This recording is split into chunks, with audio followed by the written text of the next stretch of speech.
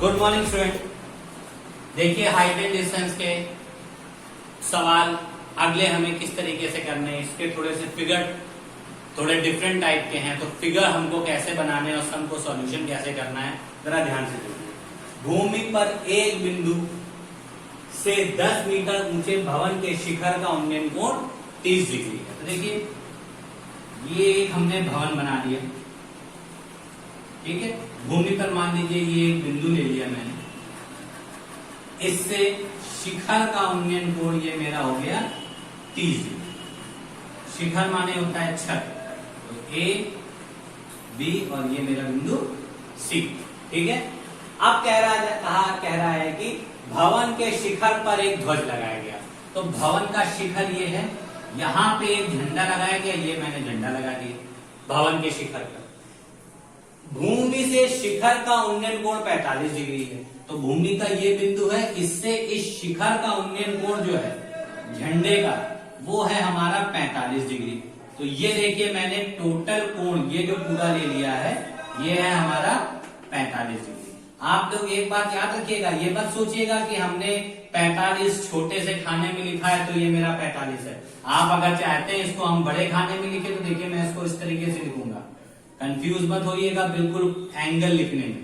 देखिए मैं इसको बहुत साफ साफ तरीके से बड़ा करके लिख दे रहा हूं, ये मैंने इतना बड़ा करके लिख दिया, अब इस ब्लॉक में लिख दिया 45। ये ध्यान रखना है कि इस रेखा के साथ पूरा कोण 45 का बन रहा है, ठीक है। कि हमने छोटे से ब्लॉक में लिखा था तो सर कोण छोटा है, ऐसा कुछ नहीं। ये बड़ा कोण 45, ये छोटा कोण 30। अब देखिए ये झंडा लगा दिया तो यहां फ्लैग है, जिसको हम नाम दे रहे हैं एफ। तो कह रहा है कि ध्वज की लंबाई, तो ध्वज तो ये लगा है यानी इसकी लंबाई हमने मान ली x, और बिंदु से भवन की दूरी यानी इस बिंदु से भवन की दूरी हमें पता नहीं, तो ये मैंने मान ली y। और कह रहा है कि भवन की ऊंचाई हमारी पहले से 10 मीटर दे रखी, तो ये मैंने लिख दिया 10। तो ये हमारा हो गया फिगर। अब जब ये फिगर बन गया तो सम्स देखिए कैसे करते हैं। सबसे पहले छोटे त्रिभुज को लीजिए, मैं यहाँ रफली एक फिगर ड्रॉ कर दे रहा हूं। देखिए सबसे पहले हम केवल इस त्रिभुज को लेंगे, यानी त्रिभुज ए बी और ये सी, ये दे रखी है उस त्रिभुज की y, और ये दे रखा है हमारा 10, और ये दे रखी है मेरी 30। देखिए कोण के सामने वाली भुजा लंब, लेटी वाली भुजा आधार, लंब और आधार किसमें आते हैं 10 में, यानी थोड़ा सा पहले लिख दीजिए कि त्रिभुज ए बी सी में, और बात लंब और आधार की हो रही, इसका मतलब आता है वो 10 में, तो लिख लीजिए tan theta is equal to लंब बटे आधार। अब थीटा की जगह यहां कोण दे रखा है 30, तो लिखिए tan 30, और लंब की जगह हमारा दे रखा है 10, तो लिखिए 10, और आधार की जगह हमारा है x, तो लिखिए x।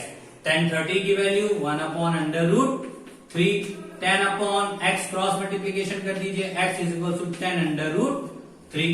अब आप चाहिए √3 का वैल्यू रख लीजिए, अगर नहीं तो आप आंसर यहां भी छोड़ सकते हैं। अगर आपको चाहिए तो √3 की वैल्यू रख लीजिए, 1.732 होती है, तो x की वैल्यू आ जाएगी 17.30।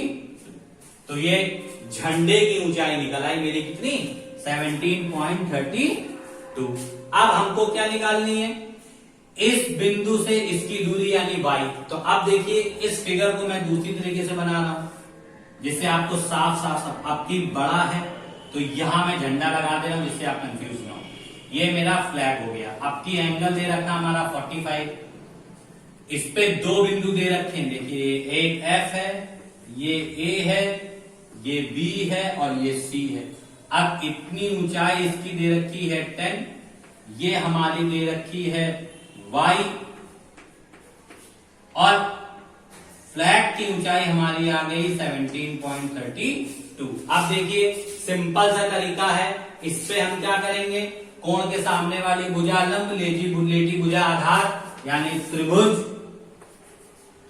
एफ बी सी में, जब त्रिभुज एफ बी सी में लेंगे तो देखिए लंब क्या होगी एफ और बी, यानी 10 थीटा इज इक्वल टू लंब बटे आधार 10 की वैल्यू हम लेंगे FB, आधार लेंगे हम लोग BC, और tan थीटा की जगह लेंगे हम लोग कितना 45। अब देखिए ये FB भुजा किससे किससे मिलके बनी है, FA प्लस AB, तो FB को हम लिख सकते हैं FA प्लस AB अपॉन में क्या BC, यहां पे 10 45।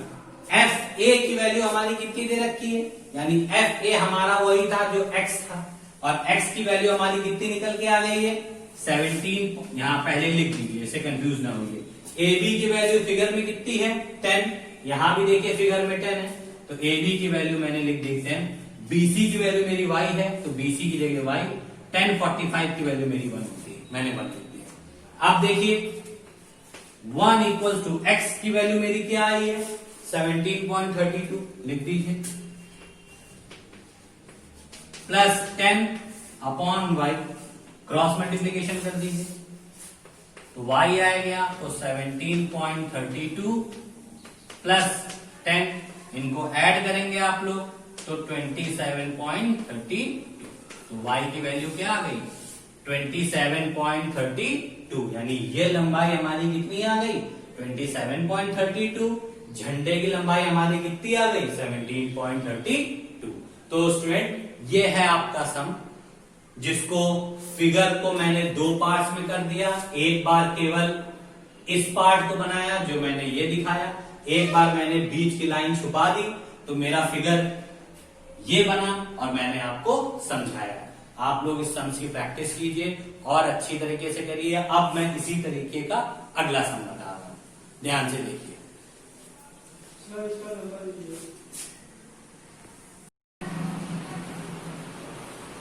देखिए स्टूडेंट, क्वेश्चन है, एक समतल जमीन पर खड़ी एक मीनार की छाया उस स्थिति में 40 मीटर लंबी हो जाती है, जबकि उसका कोण 60 से घटकर 30 हो जाता है। देखिए मीनार हमेशा कहाँ होती है, जमीन, ये मैंने जमीन पर एक मीनार लगा, ठीक है।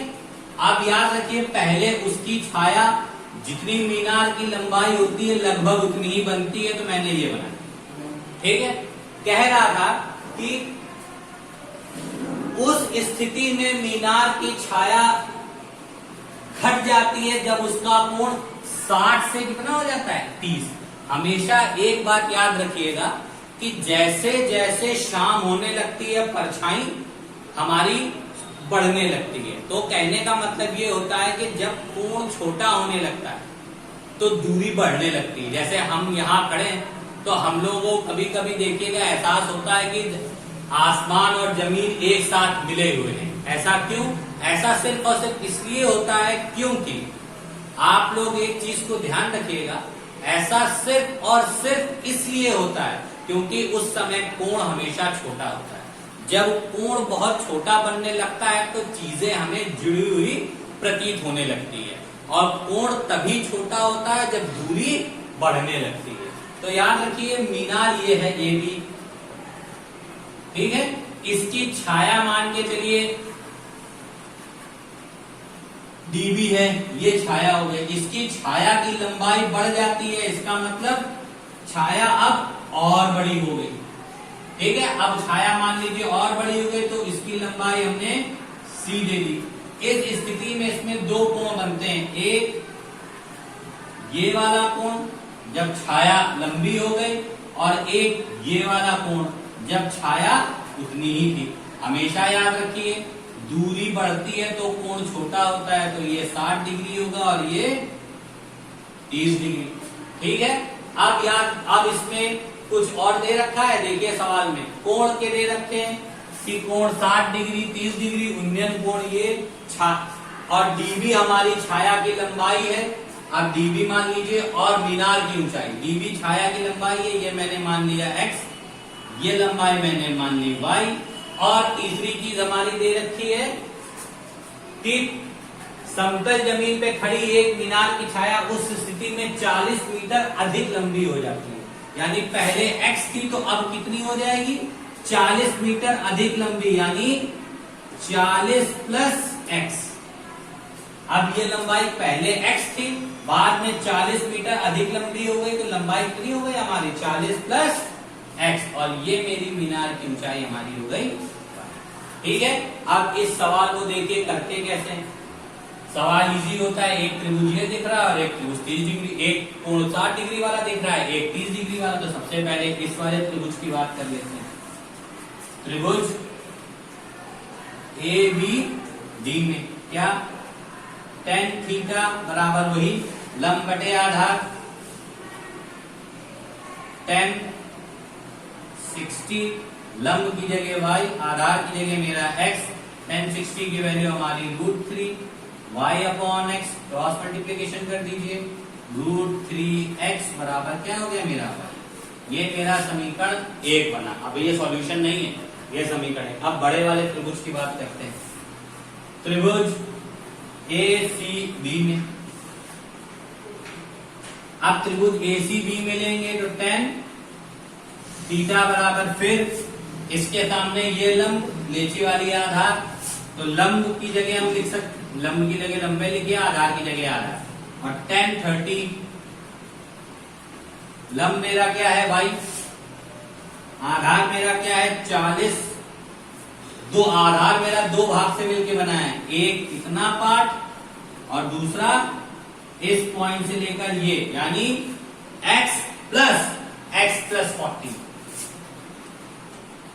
x प्लस 40, क्योंकि आधार की लंबाई यहां से यहां तक तो मेरी दे रखी है x, इसके बाद 40 मीटर अधिक हो जाती है, तो ये लंबाई दे रखी है हमारी 40 प्लस x, इसलिए मैंने इसको ये ले लिया।